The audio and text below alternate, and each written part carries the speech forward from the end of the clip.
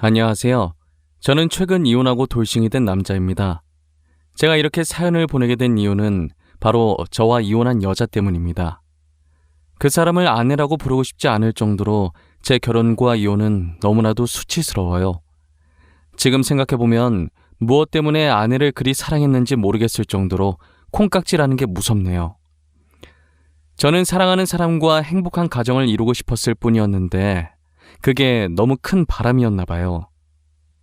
이 이야기를 정말 쪽팔려서 주변 사람들한테 털어놓을 수가 없어서 이렇게 익명으로 사연을 보내봅니다. 저는 1년 전에 의사인 아내와 결혼을 했었어요. 제가 아내를 데리고 처음 결혼 허락받으러 갔을 때 저희 부모님의 반대가 너무 심했었어요. 이 말을 들은 여러분들은 저희 부모님의 눈이 너무 높다고 의사 며느리면 좋아해야 하는 것 아니냐고 얼마나 더 대단한 며느리를 데리고 와야 허락을 해주나 싶으시죠?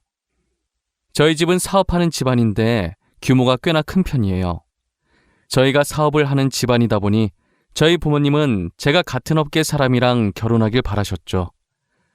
아무래도 같은 사업가로서 서로의 일에 이해도 잘해줄 것이고 필요할 때 도움도 받을 수 있잖아요. 사업을 하면서 비슷한 사람끼리 서로 상보상조하는 것이 좋으니까요. 저는 그래도 아내 직업이 평범한 것도 아니고 의사니까 부모님께서 허락을 해주시지 않을까 했어요. 단호하게 반대를 하시니 저도 놀랐지만 아내도 만만치 않게 놀라 했어요. 왜냐면 아내도 자신의 직업이 어디에 꼴리지 않을 직업이라는 걸 알았으니까요. 단칼에 안 된다고 하시니 아내 입장에선 당황스러울 수밖에 없죠. 결혼은 반대했지만 연애하는 건 자유고 아직 저희가 젊으니 그것까진 반대하지 않겠다고 하시더라고요. 그래서 저희는 헤어지지 않고 계속 연애를 해왔어요. 언젠가는 저희 부모님의 마음이 돌아서리라 굳게 믿고 있었거든요. 하지만 마음을 돌릴 기미가 보이지 않았고 아내와의 결혼 이야기를 꺼내려고 하면 부모님은 아무 말도 하지 못하게 저를 째려보셨어요. 저는 부모님의 기에 눌려서 결혼의 기억자도 못 꺼내고 입을 닫아야 했어요. 부모님은 연애는 연애고 결혼은 결혼이라며 선자리에 나가라고 하시는 거예요. 저는 이야기가 갑자기 왜 그리로 빠지냐고 했더니 슬슬 결혼할 나이 아니냐고 잔말 말고 부모님이 잡아놓은 선자리에 나가라고 하시더라고요. 이건 정말 아닌 것 같다고 선자리에 나가지 않겠다고 하고 집을 나왔어요. 저는 아내에게 비밀을 만들고 싶지 않아서 사실대로 이야기했어요. 아내는 제 말에 허공을 보며 골똘히 무언가를 생각하는 듯 하더니 이내 제 눈을 똑바로 쳐다보는 거예요. 오빠, 우리 그렇게 하자. 어머님, 아버님께서 계속 우리 결혼을 반대하시잖아. 그럼 우리도 두 분이 우리 결혼 반대 못하시게 만들어버리자. 어때? 우리 부모님이 반대 못하게 만들자고? 어떻게 하려고? 생각해놓은 방법 있어? 당연히 있지. 나한테 아주 좋은 생각이 있어. 우리 사고 치자. 사고 치자고. 모르겠다는 눈빛 보내지 마. 무슨 말인지 이해했잖아. 애기 가지자고. 뭐, 아기를 가지자고? 너 진지하게 생각한 거 맞아? 충동적으로 막 뱉는 말이 아니고? 아니, 무슨 결혼 허락 받겠다고 아기를 가져. 너 아기 가지면 일 쉬어야 돼. 그건 내가 알아서 할게. 그리고 나 충동적으로 막 뱉은 말 아니고 엄청 진지해. 내가 빈말하는 거 봤어? 아이 가지면 오빠네 부모님도 어쩌지 못할 거야. 안 그래? 아내는 저희 부모님한테 허락받으려면 그 방법밖에 없다면서 아이를 가지자고 하는 거예요. 이미 가진 아이를 어쩌겠냐면서 만약 지우라고 하면 자신이 원한 가지고 애 지우라고 했다고 소문내서 기업 이미지 망칠 수도 있다는 생각에 무조건 허락하신다고 장담하더라고요. 저는 아내의 말도 일리가 있다고 생각했고 당장 실행에 옮기기로 했어요. 그렇게 3개월 정도 지나고 아내가 정말 임신을 하게 된 거예요. 3주 차라고 초음파 사진을 내미는데 진짜 제가 아빠가 된 게 맞는지 믿기지가 않더라고요. 조그맣게 콩처럼 찍혀있는 게 제 아이라는 사실에 감회가 새로웠어요. 저는 당장 아내에게 결혼을 허락받으러 가자고 했어요. 일단 무작정 저희 집으로 오긴 했는데 막상 문을 열려고 하니 긴장되더라고요. 떨리는 손을 손잡이에 올려놓은 상태로 몇 번이나 심호흡을 했어요. 아내는 제 손 위에 자신의 손을 올리더니 저를 향해 고개를 한번 끄덕이더라고요. 저도 아내 따라 고개를 끄덕이고 아내와 같이 문을 열었어요. 문 열리는 소리에 부모님이 저희 쪽으로 쳐다보셨고 아내와 함께 온 모습을 보고 눈을 찌푸리더라고요. 여자친구는 뭐하러 데리고 온 거냐? 또 결혼 허락해달라는 쓰잘데기 없는 말 하러 온 거냐? 아가씨께는 너무 미안하지만 우리 아들 이번에 선보러 갈 거예요. 알고는 있어야 하지 않나 싶어서. 알고 있습니다. 안 그래도 아까 오빠한테 이야기 다 들었어요. 그런데 어머님, 아버님, 저희 오빠 그 선자리 못 나가요. 곧 아빠 될 사람인데 선자리에 나가면 곤란하죠. 아빠가 된다니 그게 무슨... 설마 너... 아니다. 아가씨가 말해볼래요? 내가 생각하는 그게 맞나요? 임신이라도 했다는 말이에요? 네, 아버님. 저 오빠 아이 가졌어요. 3주 차래요. 못 믿으실까봐 여기 초음파 사진도 가지고 왔어요. 진짜인지 가짜인지는 거기에 찍힌 산부인과에 연락해보시면 바로 알 수 있으실 거예요. 아내는 당당하게 초음파 사진을 내밀었고 아버지는 당황한 표정으로 사진을 받아드셨어요.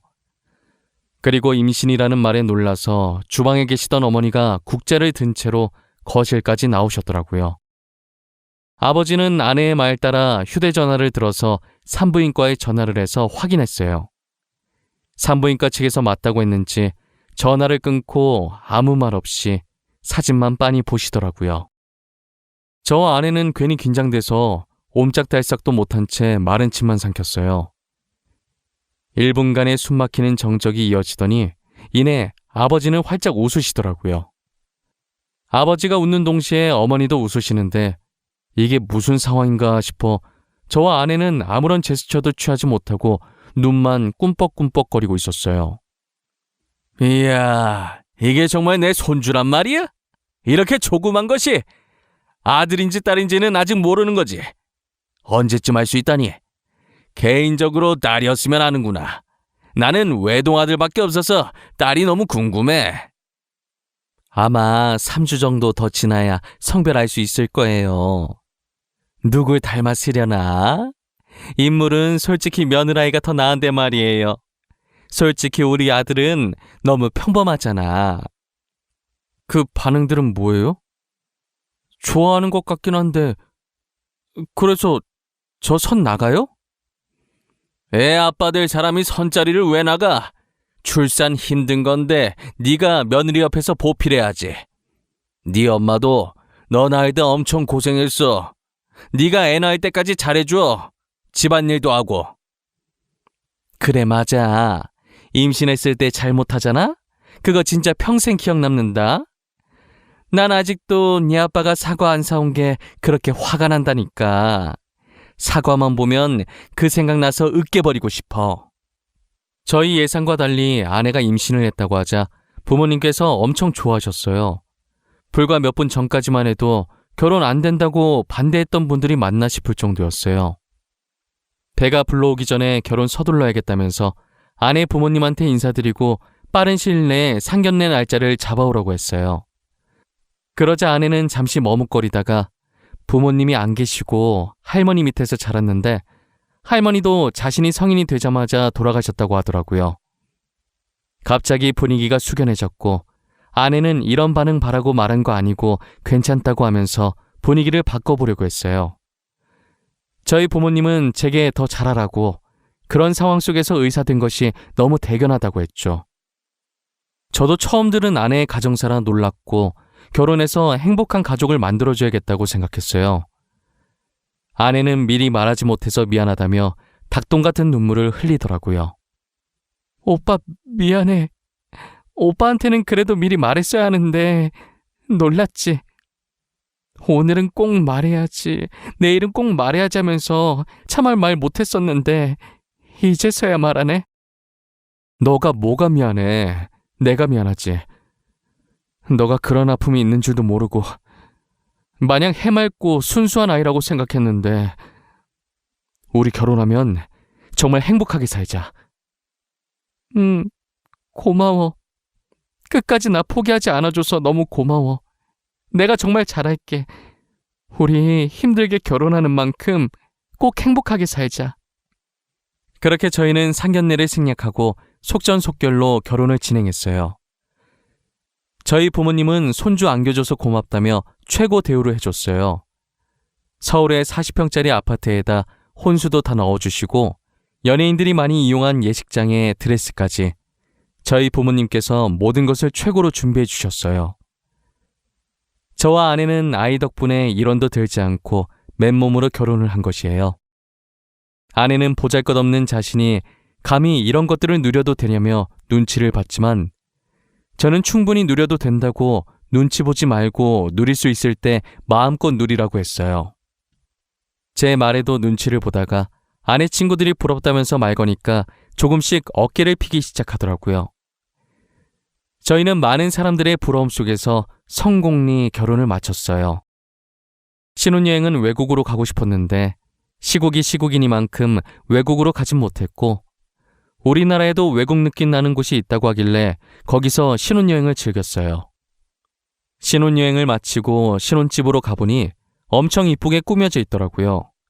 안방도 되게 깔끔하고 옷장에는 새 옷들로 가득 차 있었고 아이방도 알록달록 예쁘게 꾸며져 있었는데 남자인지 여자인지 몰라서 그런지 옷장에 아이 옷은 아직 하나도 없더라고요. 아내는 예쁘게 꾸며진 집을 보고 좋아서 어쩔 줄 몰라 했어요. 특히나 옷장에 걸려있는 옷들과 옆에 진열되어 있는 가방을 보고 정신을 못 차렸죠. 신혼여행 마치고 원래 살던 집에서 옷을 가지고 오려고 했는데 안 그래도 되겠다면서 어머니랑 자기랑 취향이 잘 맞는다며 너무 좋아했어요. 어머님, 여기 옷장에 있는 거 다 어머니가 골라주신 거예요? 다 너무 예쁘고 좋아요.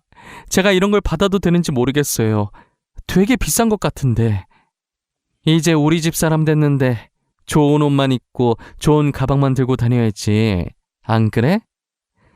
슬픈 현실이긴 하지만 사람들이 다 겉모습만으로 판단하잖니. 그러니 너도 이제 꾸미고 다녀. 감사합니다, 어머님. 다 달아 없어질 때까지 열심히 입고 열심히 들고 다닐게요. 아무것도 없는 저를 며느리로 받아주셔서 정말 감사합니다. 저희 잘 살게요, 어머님. 그래, 나야말로 우리 손주 안겨줘서 고맙구나. 애 낳을 때까지 우리 아들 실컷 부려먹어. 여왕 대접 받을 수 있는 건 그때뿐이다. 여행 갔다 오느라 피곤할 텐데 쉬어. 끊으마. 어머니는 아들인 저는 안중에도 없고 오직 며느리 걱정뿐이셨어요. 그래도 저는 전혀 서운해하지 않았고 오히려 보기 좋았어요. 처음엔 결혼 절대 안 된다고 반대했었지만 결국엔 이렇게 결혼도 하고 어머니와 아내가 잘 지내는 모습을 보니 이것이 행복이라는 걸 느꼈죠. 저는 신혼집에 발을 들인 순간부터 임신한 아내가 불편할까봐 집안일을 제가 도맡아 했어요. 임신 초기엔 절대 안정이라는 어머니의 말을 듣고 화장실 갈 때 말고는 제가 대신 움직였어요. 제가 예전에 요리학원에 다녔던 적이 있어서 그때 실력을 살려서 맛있는 것도 많이 만들어줬죠. 아내는 이런 것도 만들 줄 아냐며 놀라더니 맛있게 다 먹어주더라고요. 제가 만들어준 요리를 남김없이 잘 먹는 모습을 보니 얼마나 뿌듯한지 몰라요. 요리사들이 이 맛에 요리를 하는구나 싶더라니까요. 주변에서 아내가 임신하면 입덧이 심해서 밥을 못 먹는다고 해서 걱정을 많이 했는데 저희 아내는 다행히 입덧을 하지 않았고 가리는 것 없이 잘 먹었어요. 저희는 아이가 뱃속에서부터 효자라면서 태어나면 얼마나 효자일까 유난을 떨었어요. 하지만 효자인 줄만 알았던 아이가 아내를 불편하게 하는 게 한 가지 있더라고요. 임신을 한 뒤로 어디로 눕든 자세가 불편해서 불면증에 시달리고 있다는 거예요.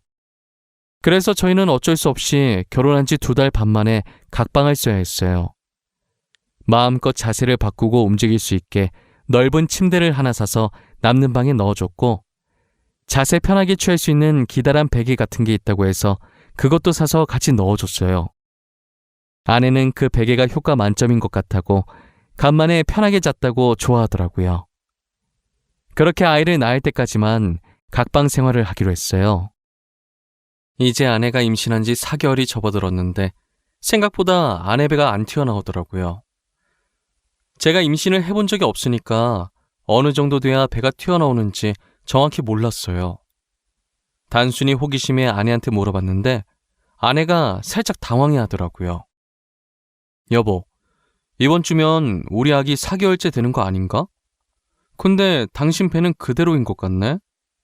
내가 임신을 안 해봤으니까 잘 모르지만 4개월째 되면 배가 튀어나오지 않아? 튀어나오지. 근데 그건 애기 크는 속도에 따라 달라. 우리 애가 다른 애에 비해 체구가 작나 보다. 앞으로 다른 애들처럼 크게 잘 먹어줘야겠어. 그래? 근데 당신 최근에 되게 잘 먹었잖아. 영양소 고루고루 잘 먹여야 하나? 우리가 너무 고기만 먹긴 했어. 야채도 좀 먹어야겠다. 임산부한테 좋은 음식 좀 알아볼게. 진짜 매번 고마워. 나 정말 남편 하나는 기가 막히게 잘 뒀다니까? 당신 같은 사람을 어디서 만나. 항상 고마워. 아니야, 나야 고맙지. 너 덕분에 내가 사람 됐잖아. 우리 앞으로도 지금처럼 행복하게 살자. 저는 아내가 당황해하긴 했지만 아무래도 아내가 의사이기 때문에 의심 없이 아내의 말을 믿었어요. 그 뒤로 임산부에게 좋다는 음식만 골라서 아내에게 해다 바쳤고 아내는 아기를 위해 열심히 먹었어요. 다행히 아이에게 아무 문제가 없는지 아내의 배가 조금씩 불러오기 시작하더라고요. 아내는 자신의 병원에 산부인과도 있어서 근무하면서 홀로 검진을 다녔고 저는 이쯤 되니 아이의 성별이 궁금해지더라고요. 하지만 낳았을 때 아는 게 더 감회가 새로울 것 같아서 성별을 물어보지 않았어요. 아내는 몸이 무거워질수록 점점 화가 많아졌고 저는 아내가 화내면 아이에게 좋지 않으니 친구들 만나서 스트레스라도 풀라고 카드를 쥐어줬어요.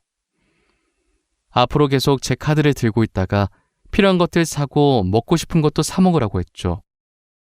아내는 카드를 보고 두 눈을 반짝이더니 진짜 다 사도 되냐고 갑자기 애교를 부리더라고요. 저는 그 애교에 넘어가서 사고 싶은 거 다 사라는 말을 내질러 버렸어요.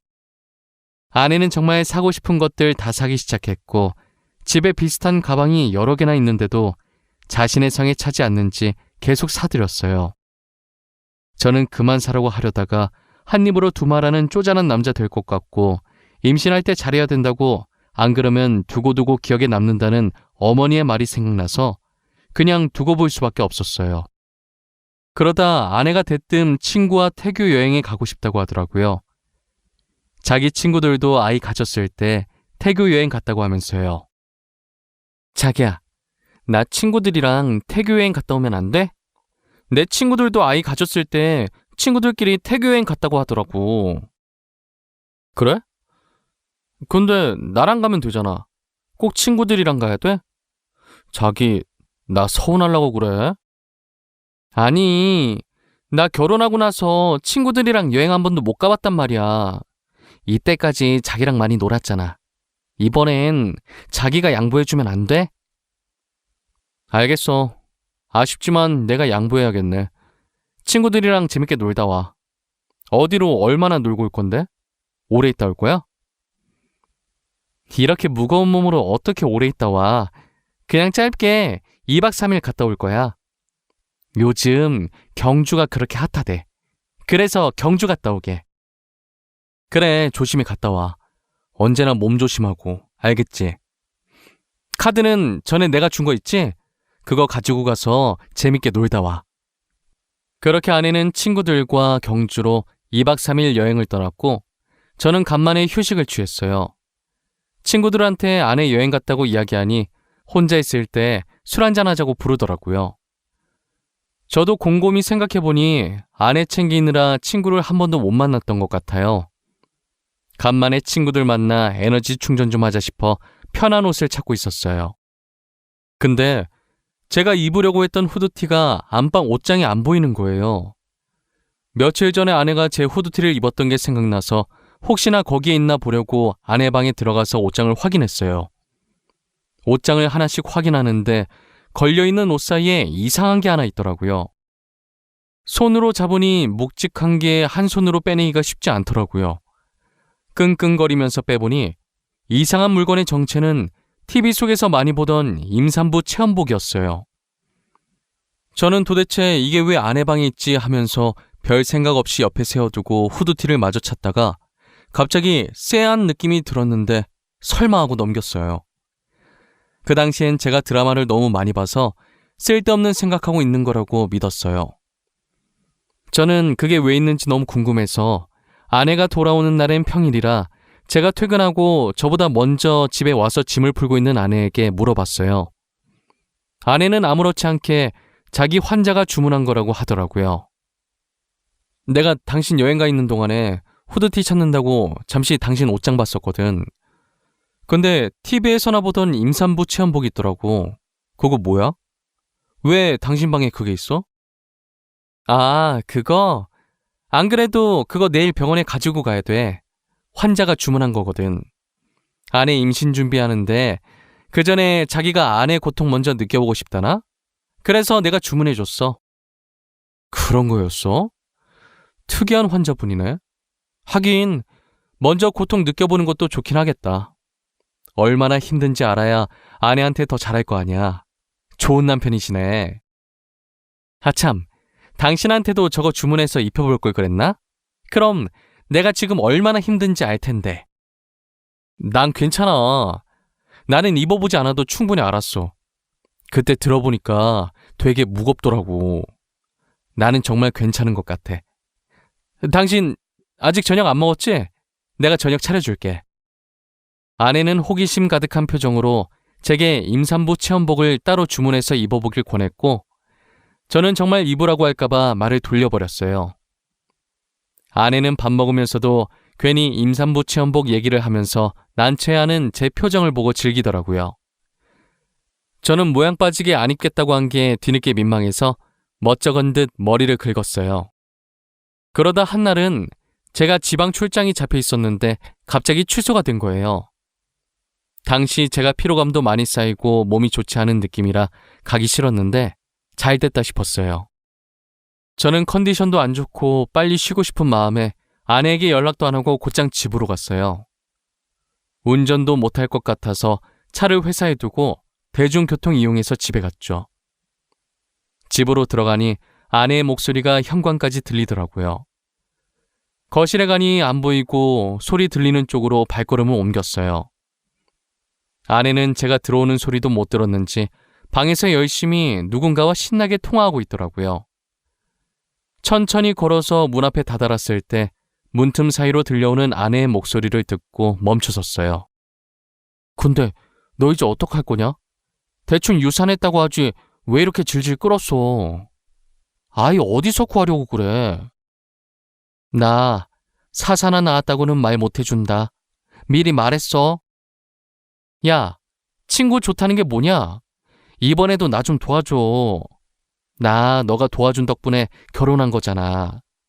나 그때 진짜 아버님이 전화할 줄은 꿈에도 몰랐다? 얼마나 간 쫄리던지. 너 저번에 임산부 체험복 들킬 뻔했다며. 진짜 웃겨.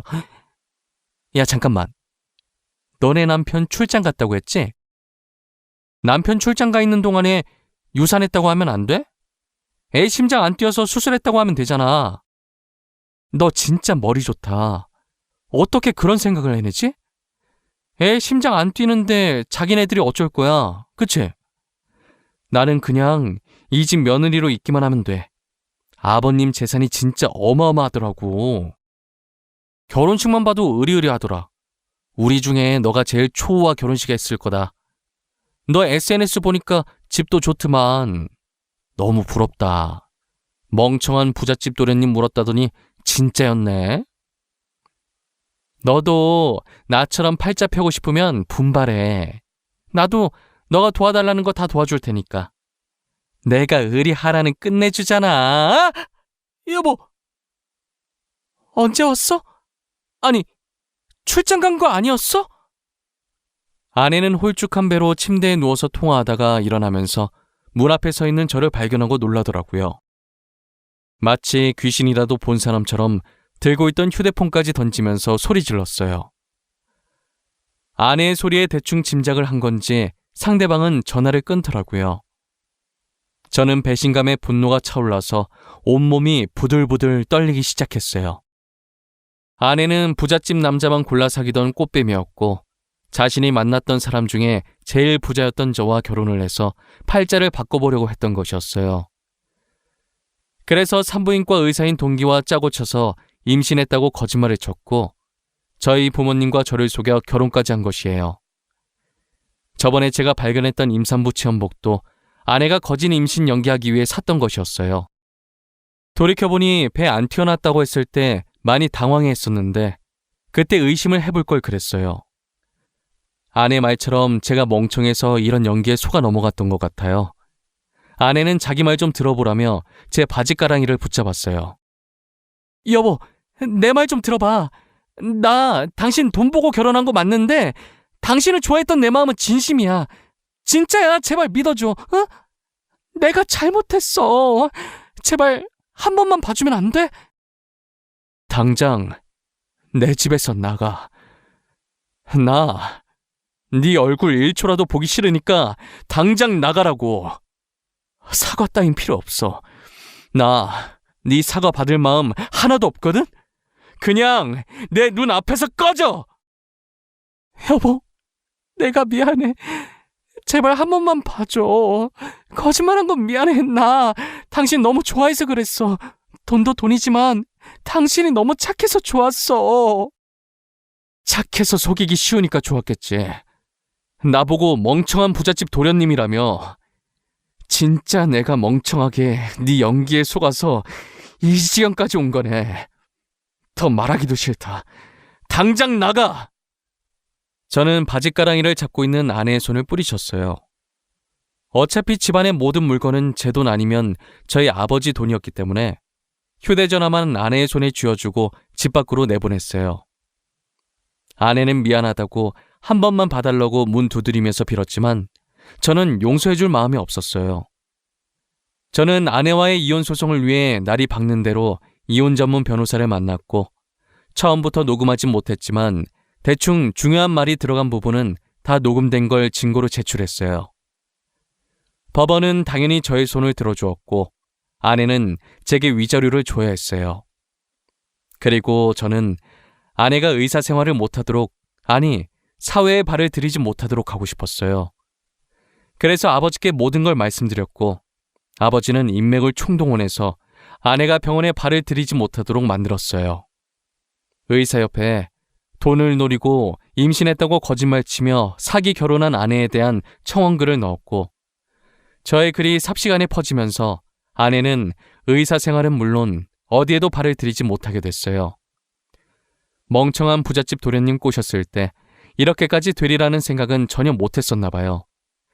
세상엔 돈으로 안 되는 것이 아무것도 없는데 말이에요. 저는 아내가 병원이 아니라도 어디에 이력서를 넣든 못 들어가게 막을 생각이에요. 멍청하다고 비웃었던 사람에게 당하면 얼마나 비참할지 상상이 안 가네요. 저는 아내의 임신 조작을 도와준 친구도 찾아내서 병원에 발을 못 디디게 했고 그의 만행도 까발려 위조로 고소까지 넣었어요. 어차피 저는 이런 일이 있어도 꽃뱀한테 걸려서 불쌍하다는 얘기만 듣지 아내는 아마 평생 꼬리표가 남아 새 출발하긴 힘들 거예요. 그래도 저는 부잣집 도련님이라 그런지 이혼을 해도 저와 선을 보고 싶어하는 사람이 많더라고요. 역시 부모님들 말씀대로 비슷한 집안끼리 결혼을 할 걸 그랬나 봐요. 옛말에 어른들 말 들으면 자다가도 떡이 생긴다는 말이 있잖아요.